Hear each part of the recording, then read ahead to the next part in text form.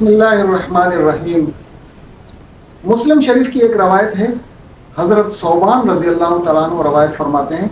کہ حضور اکرم صلی اللہ علیہ وسلم نے خرچ کرنے کے بارے میں ہمیں کچھ بتایا۔ ہم اپنی زندگی میں کماتے ہیں، شب و روز محنت کرتے ہیں، کچھ نہ کچھ دولت اکٹھی کرتے ہیں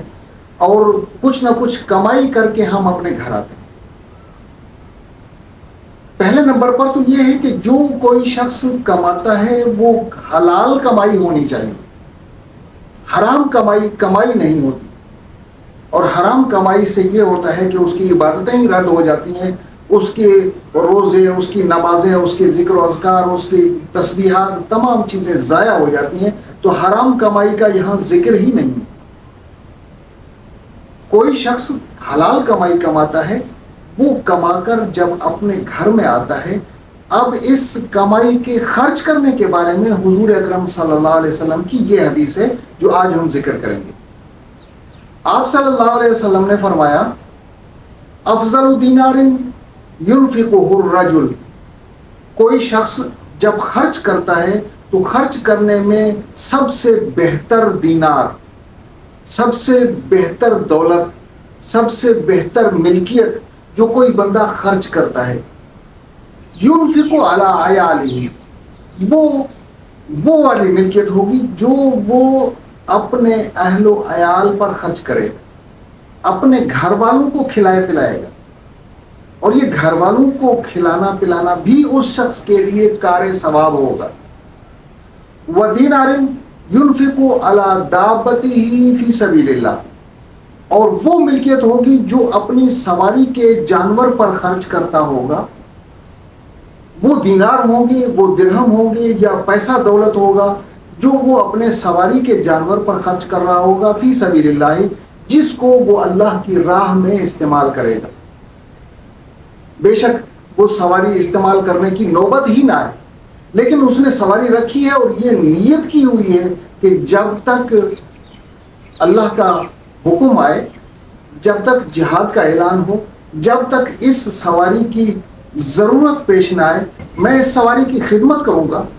اس سواری کو تیار کروں گا۔ تو اس سواری کے اوپر جتنا خرچہ آتا ہے، جو کچھ اس کو کھلاتا پلاتا ہے، جو کچھ اس کی صفائی ستھرائی میں، یا اس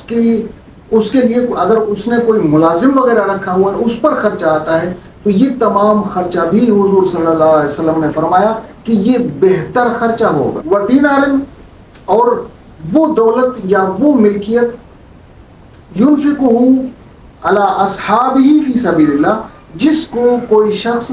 اپنے دوستوں میں خرچ کرتا ہے اللہ کی راہ میں۔ اللہ کی راہ میں لڑنے والے لڑتے ہیں، ان کی سپورٹ، ان کے گھر والوں کی سپورٹ کے لیے بھی اگر کوئی شخص اپنی ملکیت میں سے کچھ خرچ کرتا ہے،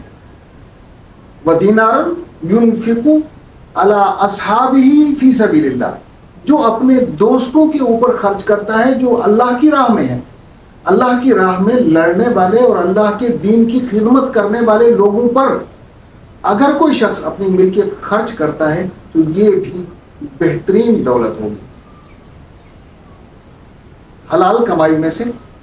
تین قسم کی چیزیں، تین قسم کے مقامات حضور صلی اللہ علیہ وسلم نے فرمایا۔ پہلے نمبر پر اپنے اہل و عیال پر خرچ کرنا، اپنے گھر والوں کو حلال کمائی کھلانا، جو صدقہ ہے اس کو صدقے کا اجر ملتا ہے۔ یہ حلال کمائی اپنے گھر والوں پر خرچ کرنا اس شخص کے لیے کار ثواب بن جاتا ہے۔ دوسرے نمبر پر فرمایا کہ کوئی شخص اپنی ملکیت